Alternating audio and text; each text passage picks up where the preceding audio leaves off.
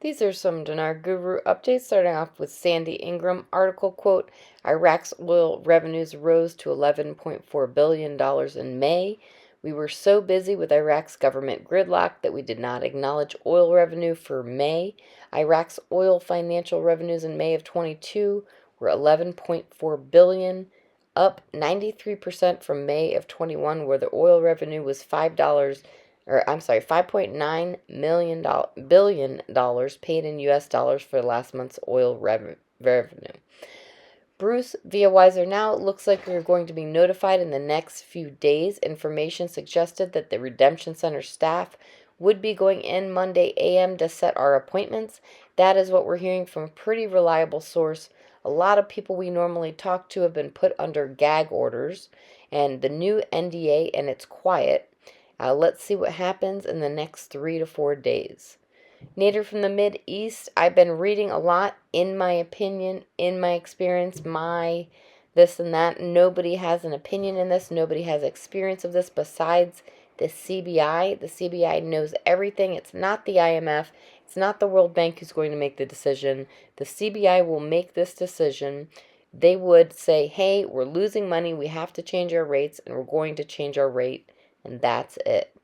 Sampson article quote, the World Bank warns of the impact of the delay in forming the government and approving the budget on the growth of Iraq's economy. Mark Z via PDK, we do have some things from Iraq with Sadr stepping down. I hear they called the bluff and it worked exceptionally well. They're planning on having their government squared away first of the week. Also, 2 articles late in the day yesterday that they are moving forward with the white papers and monetary reform now that there is no longer a block. Militiaman article quote, extensive praises to the customs authority after implementing the automation system. The borders are ready for the CBI to showcase the rate. In my opinion, we are in a worldly place now. All right, Mountain Goat, after my conversation with my contact in the Central Bank of Iraq, CBI, I still firmly believe this is the year to see the reinstatement of the Iraqi Dinar. I was told the target is still by the end of June. With the reinstatement to Forex, the goose that is laying the golden eggs of corruption money will end, since the currency auctions in the capacity of today will also end. I was told that this is so close, and I mean so very close, to the event. Bruce, via Wiser Now, one source has told us that we will be dancing in the streets, celebrating when this goes for us. We're hearing any time between where we are right now and July 4th.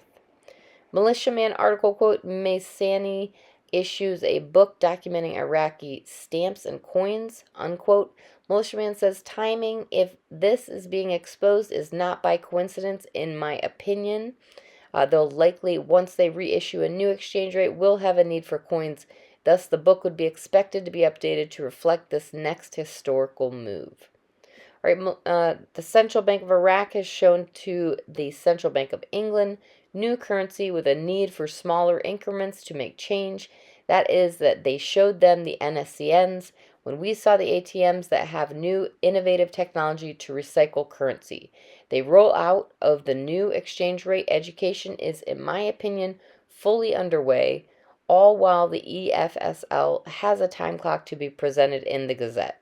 I like what we are seeing. All right, Pimpy Saturn knows what he's doing. He absolutely knew by resigning he was going to cause all kinds of issues for the coordinating framework. There's a problem. They're still trying to figure out how to get Saturn back along with his deputies. This puts Saturn in a strong position of power. The coordination framework has to be freaking out. Saturn is a lot more popular than people realize, and he easily can cause an uprising. I think he'll come back only if he gets what he wants. All right, God Lover says, I'm still leaning towards the EFLS not having what we all seek. I think the EFSL is just as it states, an emergency law to give their citizens immediate relief. Just too much talk of the need for a new government or extension with powers from current in the passage of the 22 budget to dismiss. T-Von says all the EFSL is waiting on is a signature of President Saleh, not something still pending like the government formation. Al-Zamili said last week in a statement, June 6, 22, quote, this law is among the most important laws that if enacted, will contribute significantly to tackling unemployment and creating job opportunities for young people, as it will guarantee them all pension rights and privileges, unquote. Tivon says, this is the private sector, ladies and gentlemen. How can this work without an exchange rate?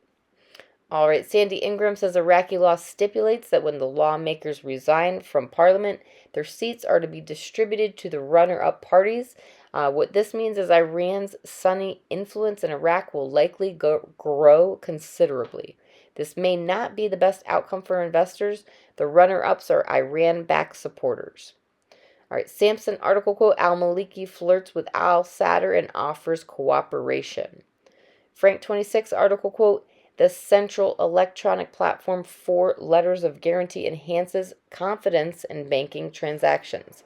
Frank 26 says ATMs, international and domestic, article, quote, communications announces the allocation of 2 orbits for the Iraqi satellite launch project, unquote.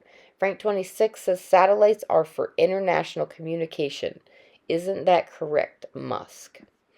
All right, and lastly, Mark Z via PDK on the RV front, still hearing very positive things for the 20th and 21st. There is no negative news coming out of Iraq. Article quote, the Central Bank of Iraq, we launched 17 trillion dinars of development initiatives, unquote. Mark Z says we also shared several articles over the last 2 days about the continued support and execution for the white papers. We did get more chatter out of Iraq for the need to increase the value of their currency yesterday. Still looks like we're in a great spot and nothing negative.